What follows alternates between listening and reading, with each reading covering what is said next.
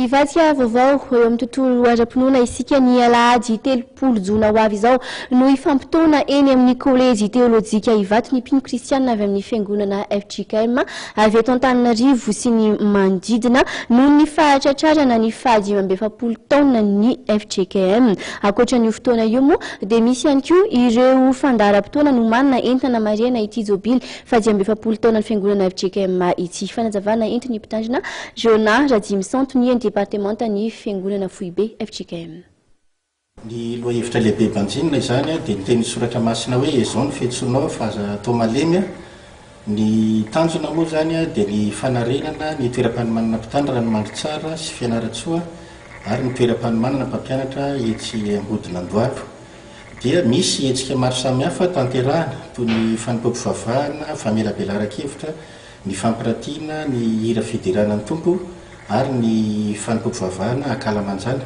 Ka nanirana Madagasikara moa efa nitanterahana ny alahady 25 volana Jona teo ny fanokafana isaky ny fitandremana ary dia antenaina ny andro tsatsika fitandremana ny fandraisana anjara amin'ireny etỳ anivon'ny Foibe. Fa izay any tanàna manokana ny eto Antananarivo renivohitra sy ny manodidina dia ny fanompoam-pivavahana lehibe izay ho tanterahana eny amin'ny kolejy teolojika Ivato ny alahady 30 ny volana Jona ho avy izao manomboka amin'ny 10 sasany maraina.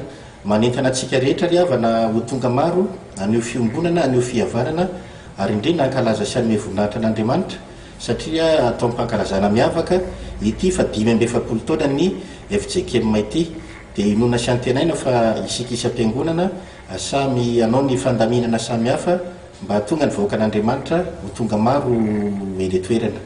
Misy tokoa ny famelabelan-kevitra samihafa ny akaiky indrindra zao dia ny alakamisy 20 ny volana Jona izay ho tanterahana amin'ny FJKM Faravohitra amin'ny 5 ora rivatra amin'ny 1 ora sasany arahana fanontaniana izy io ibanjinantsika ny loahevitra hoe ny fiainan'ny FJKM ny fiangonana. Ankoatr'izay moa dia misy ny fampiratiana ny tantaran'ny FJKM izay ho tanterahana amin'ny Foibe FJKM faravarana faraika sy roanjato manomboka io ny talata 20 ny volana Jona ho avy izao ary ny farana ny zoma 29 ny volana Jona.